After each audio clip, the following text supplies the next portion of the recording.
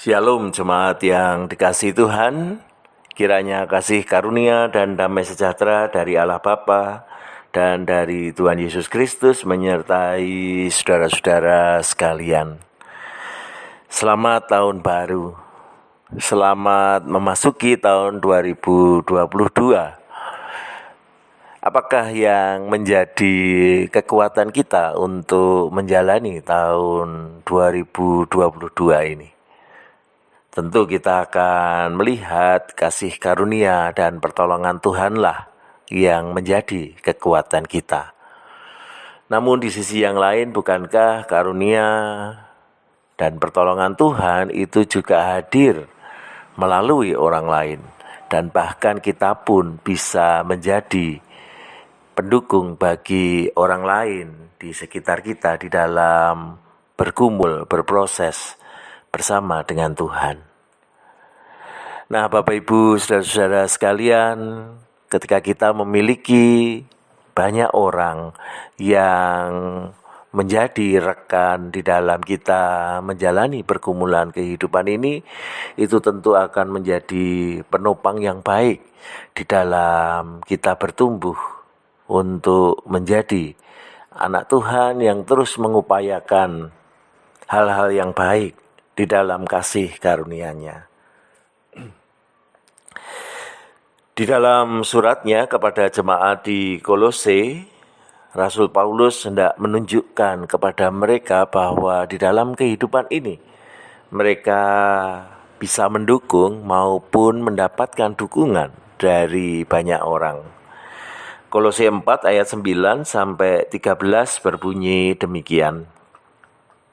Ya, aku suruh bersama-sama dengan Onesimus, saudara kita yang setia dan yang kekasih, seorang dari antaramu.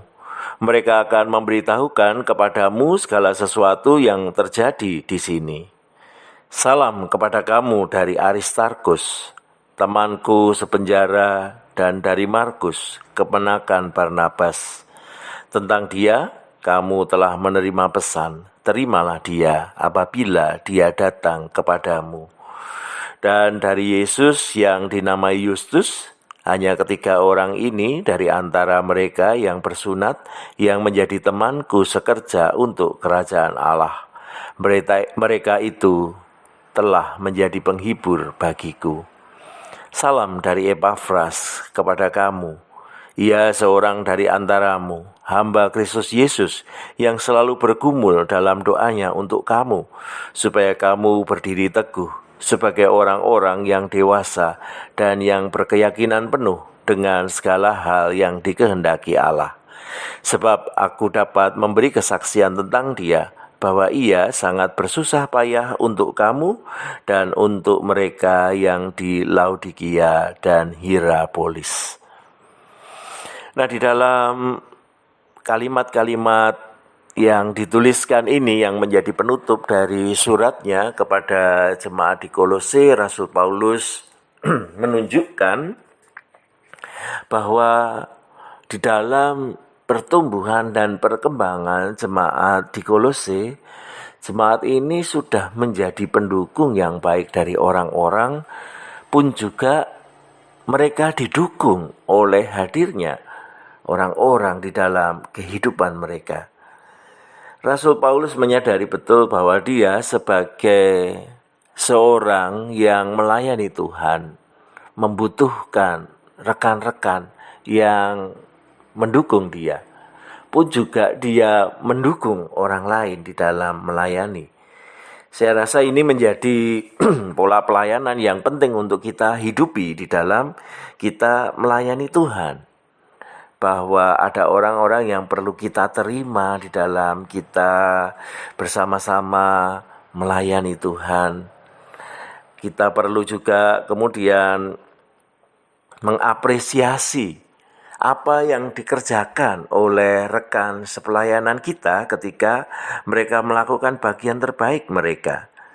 Dan kemudian kita juga perlu menyadari bahwa seringkali kita itu pun juga didukung oleh karya orang lain yang memberikan hal-hal yang baik sehingga pelayanan kita tetap menjadi berkat di dalam kehidupan ini.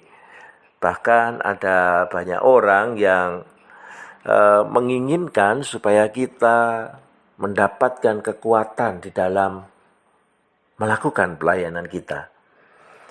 Seperti yang ditunjukkan oleh Rasul Paulus bahwa ada orang-orang yang terus berdoa buat jemaat di Kolose, yang selalu bergumul dalam doanya untuk kamu supaya kamu berdiri teguh sebagai orang-orang yang dewasa dan yang berkeyakinan penuh dengan segala hal yang dikehendaki Allah.